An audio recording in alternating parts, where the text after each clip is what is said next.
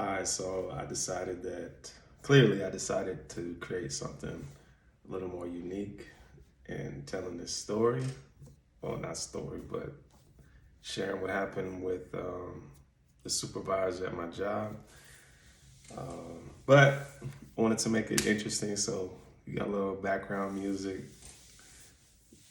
some commentary and whatnot, text. So, anyways, hope it entertains you. But yeah, this whole experience with the post office has been very interesting. Um, Before I started at the post office, I did some research online, Google searches, YouTube searches, trying to figure out, what the culture was like, or just, hear what others had to say about the culture and their experience as mail carriers. And a lot of what I saw and read um, wasn't the greatest. Be honest, it was more like, most people talking about how management can be very, as a matter of fact, um, very almost militant in their style, and yeah, it just wasn't very good feedback. And so I kind of went into this whole experience and process with my eyes wide open, paying close attention to, um, what management was like. And almost immediately I can see where people were coming from with their reviews. And so, but all at the same time, I came in with a great attitude. Very thankful for the opportunity because, I had been looking for work for a couple of months. And after having several interviews with, several different companies, I didn't even really have an interview with the post office, honestly. They just saw my application and kind of pushed me through the process and offered me a position. So I never had a voice to voice with anybody, which I thought was a little weird. But anyway, so um, the interesting thing is that when I started at the post office, they initially told us on the first day of orientation that my particular class was the first group to be a part of this new retention program. And what they told us was that they've implemented this new process where for the first 4 weeks on the job, once we come out of, I guess, orientation and training, which that was 2 weeks long. So I guess essentially it was 6 weeks. For the first 6 weeks, we can work no more than 40 hours a week. After that 6 weeks, the next 2 weeks, we can work up to 56 hours. And then after that, it's wide open and we can work essentially as much overtime as there is available. Now, the thing is, they're short people, like they need people. They're hiring like, as I was in my orientation class and I'm looking around and just kind of listening as people are asking questions and whatnot, like I hate to say it, but a lot of the people there, they didn't seem very educated. It was almost like, man, they basically hiring anybody off the street, and so again, I'm just being honest with my observation. So hopefully it's not coming off wrong. But nonetheless, I continue to go through the process because this is the one and only opportunity that was presented to me, and I couldn't be picky, and I couldn't just not take the job because I really needed the income after my car broke down or whatever. So Anyway, they tell us this, the retention program, we've implemented 40 hours a week. And the reason for that is apparently before they implemented this new process, when they hired someone, they pretty much were just working them 10, 12-hour days, and people were turned off by that because they're like, well, I got a family, I got things to do outside of work. I can't just be working all these hours. And, so a lot of people were quitting. So there's that, right? And so after my first week of orientation, they sent me to my station where I had to do a shadow day. Basically, a shadow day is where I go in and I follow one of the mail carriers around on the route so I can get an idea of what the job is like in real time. And so I show up to the office, and I had never been there before, so I walk in and I'm asking, like, who's the supervisor, and someone pointed me over to this lady, and she was sitting at a desk. So I go and I stand by the desk, and she's talking to someone else. So I just, patiently waited for her to acknowledge me. And after she was done talking to whoever she was talking to, and by the time she looked up at me, she kind of was like, yeah, can I help you? Like, so I was like, oh yeah, my name is Lucas. I'm here for my shadow day. And she's like, oh, okay, yeah.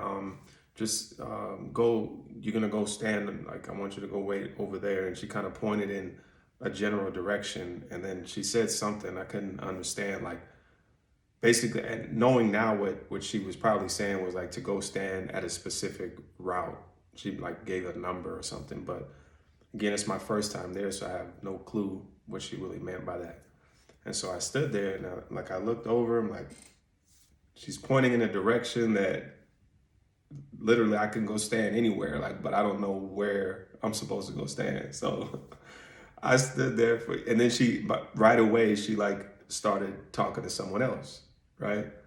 So I'm like, so I waited, and then she finished talking to this person, and I'm like, and she's like, yeah. I'm like, yeah. I was like, yeah. So you told me to go stand where? Like, where do you want me to go? I'm not clear. Like, where do you want me to go stand? She's like, oh, just wait, just wait a second. Like, give me a second. Like, so in my head, I'm thinking like, man, this lady's stressing. Like, she had a lot going on. So I'm thinking like, I'm not gonna take this personal. Maybe she just, she's overwhelmed right at the moment. And so finally, the person that I was supposed to be shadowing, she noticed me and came over and like introduced herself and then took me to where I needed to be. So I ended up doing my shadow day. It was all good, whatever, cool. So then, after orientation is over and I finally come to the station where I'm gonna be working going forward, I did like a on-the-job training for 3 days with this guy, and and I'm looking around and I'm watching, observing, like, again, like just kind of peeping what the culture is like, and what I'm noticing is that like there's a lot of disrespect going on back and forth between management and the mail carriers. And I'm just watching, and I'm like taking mental notes, like, man, this is a hot mess. It's almost like I noticed that people were talking, mail carriers were talking very just disrespectfully to the managers and the supervisors, like giving them like a lot of pushback about stuff. And it's like, man, like, how do they get away with that? Like, because any other corporate job, it's like, there's that, usually there's that mutual respect between people, but I'm not seeing that. And so anyway, I noticed that, and then I start working. So what they did was they put me on a route. Once I got out of the on the job training, my first day out on my own was on a completely new route. thankfully I know the area, so I can kind of like figure it out better than I would say most, especially for people that may not know the area like I do. So I was okay. Like I was a little bit comfortable with the fact that they're just sending me out on my own to go deliver this mail. And anyway, so I go out on the route, and what they did was, because the route is so big, they split the route in half. So they had me doing the second half of the route, and supposedly they gave me. They say it's supposed to take 3 hours, quote unquote, to finish this part of the route, this second half of the route. But remember, I have 8 hours. I can work up to 8 hours. So they kind of told me, like, just go do the best you can, and deliver whatever you can within the 8 hours, and then come back once you're done, whatever. So I did go out. First day, it was, I got through most of it, but what I noticed towards the end of the route, whoever sorted the mail for me, they put some of the mail that was supposed to be on the first part of the route in my bucket or whatever, so to speak. And so I'm like looking at the addresses on the mail, and I'm like, wait, this don't even look right. Like, it doesn't go with the streets that I'm on. So I called the trainer and I was like, hey man, I got this mail for such and such street. He's like, oh man, I mixed them up. So he had to come back and like give me the correct tray and take that one. And then I had to double back on a few streets that I had already delivered mail to. So that slowed me up, obviously, which means I couldn't finish the entire route. And so that was my first day. Second day, I got through the entire route, which was good, I guess. I guess that's the end goal, is to finish delivering the mail.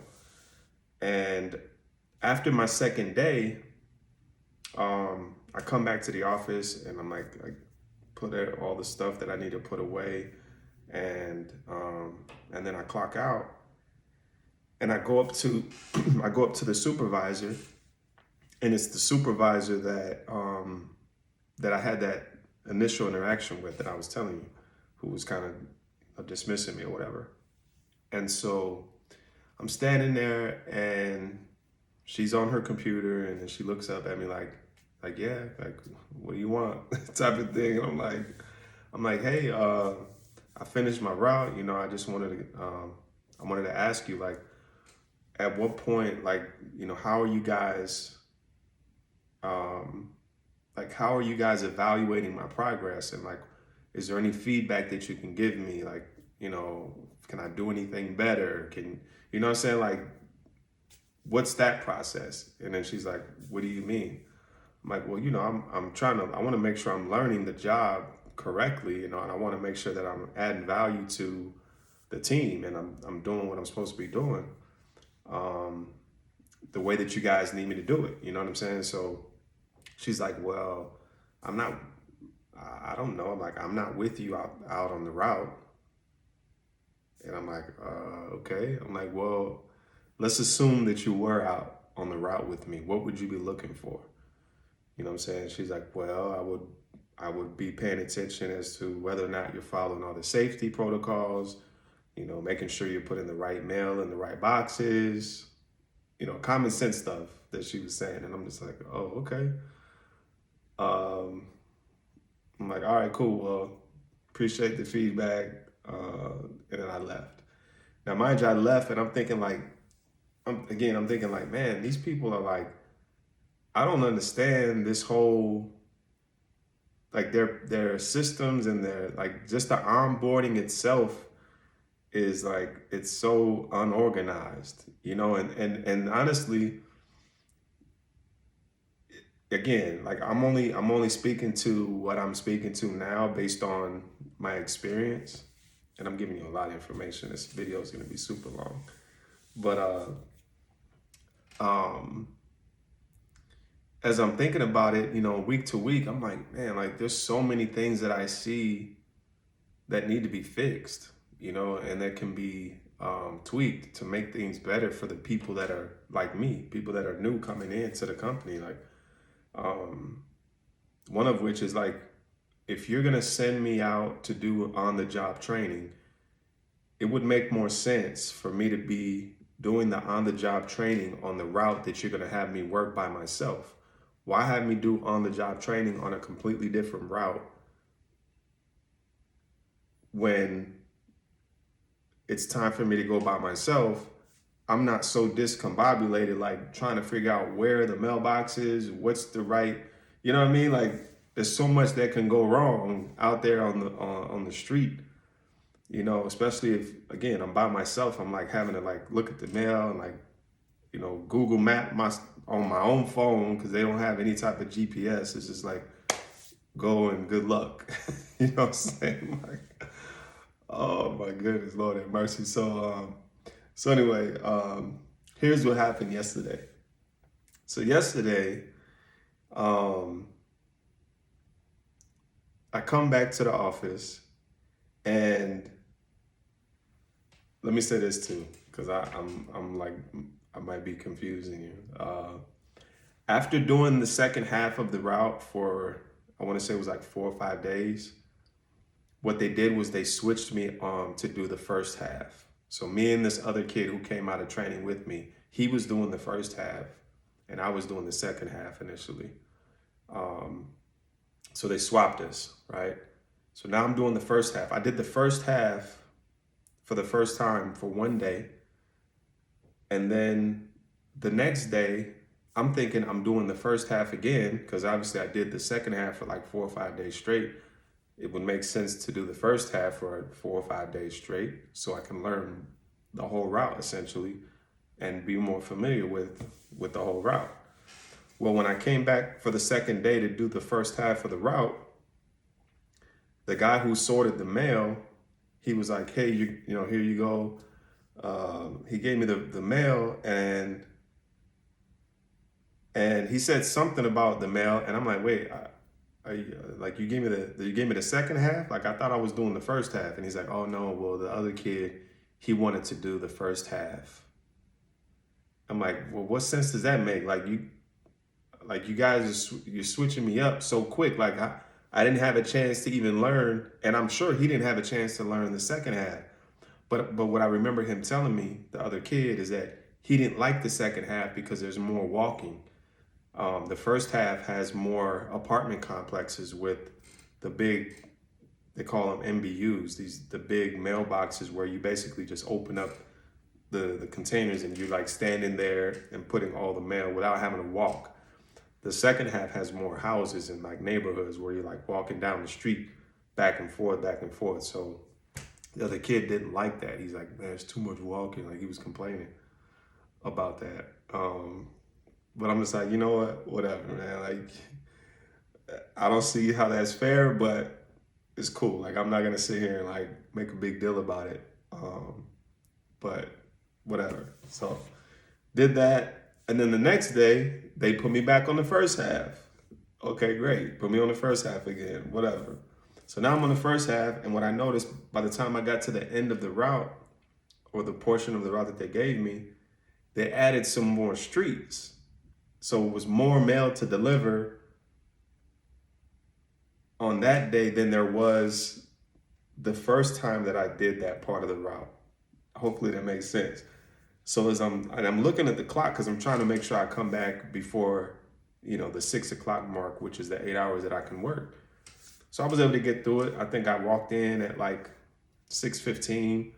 Once I got all my stuff situated, I clock out. It was probably close to 6:30, which is a little bit over the 8 hours. But in my mind, I'm like, I got here as quick as I could. I delivered all the mail, which is, I'm sure that's the goal. They want us to deliver all the mail.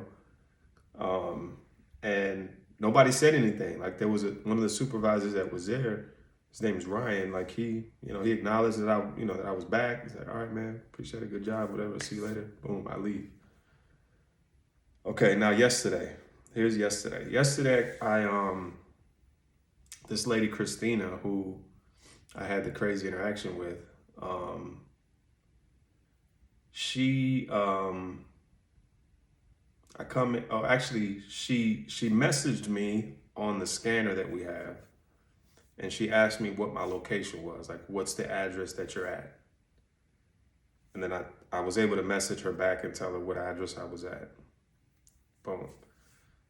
Probably about another 30 minutes to an hour, I get the same message. And when I tried to respond to her, I couldn't. So I called the office and she answered. I was like, hey, Christina, this is Lucas.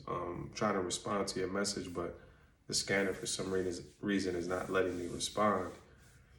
And she's like, okay, well, where are you at? I'm like, I'm in the complex that has the 4 different residences, so I'm standing delivered. She's like, well, what's the address? Now, mind you, there's 4 different addresses at this spot. So I just looked at the piece of mail that was in my hand at the moment, and I gave her the address. And she's like, okay, cool. That was it. Hung up the phone, didn't say anything else. Bet, cool. Now, mind you, at that point, it was about, I want to say it was about 4:15. And so I continued delivering the mail, and I got to this one street where I was almost finished with the route, but I was out already on the street. I noticed it was like 5:50. I was like, you know what? I got all this mail in my hand. Let me just walk up and down the street, deliver what I can, and then I'll go back to the office. Because I knew I wasn't gonna finish. But I'm like, let me just at least finish this. I'm already outside the truck. So I go and I deliver this mail, and I get back in the truck and I go back. When I got back in, I'm like unloading the truck, taking all my stuff. I go inside.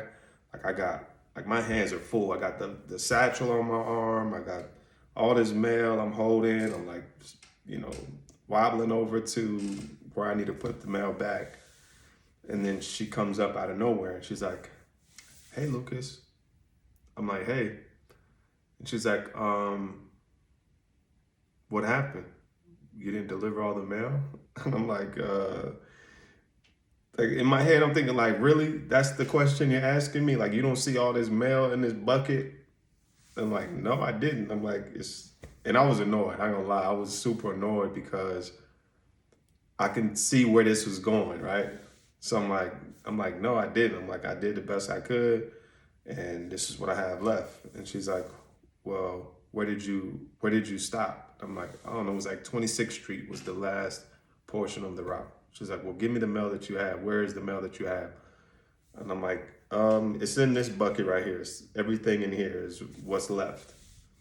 And then she's like, well, why didn't you get, like, why are you here after 6? And I'm like, you know what?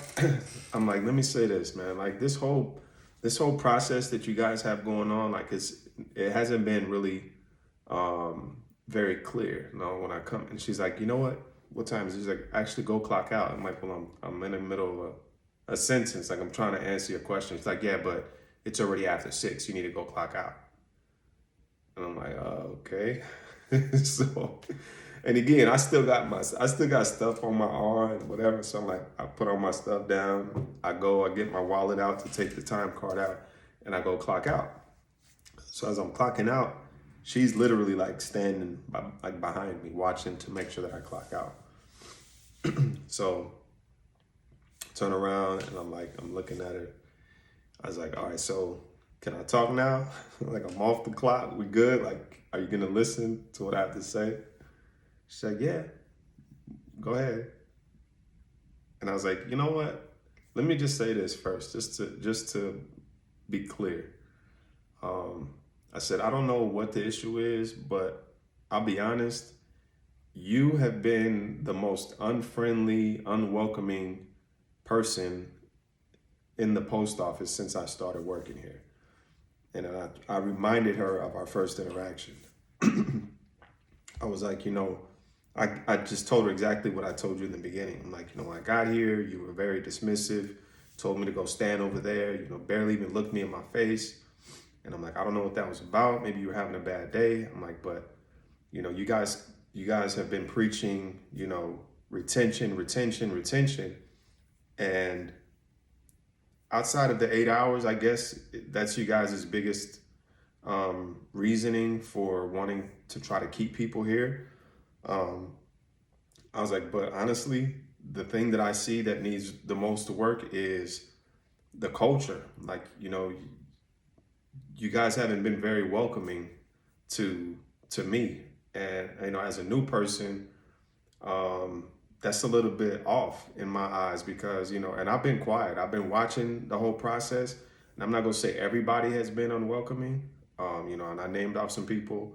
Irma's been cool. Ryan's been cool. Amy's been cool. I'm like, but you, for whatever reason, I don't know if you have an issue with me, that if I did something to, um, you know, to upset you or whatever, I don't know. You can tell me. It's like, no, I don't think I've been rude. I don't think I've been mean. She's like, and then our little interaction over there a minute ago, she's like, that's just me doing my job. And I'm like, okay, all right. I was like, well, um, and she's like, well, did you tell anybody about your feelings in the morning? Like, did you tell anybody that you had issues with the route and they were switching it up? And I'm like, honestly, in the morning when I come in, it's like people are so caught up in what they're doing. It's like people are trying to figure out what trucks they're gonna drive, if they have enough trucks. It's just a lot going on. So I never really had the opportunity to have these conversations. Nobody has ever, pulled me aside. Like, I'm the employee.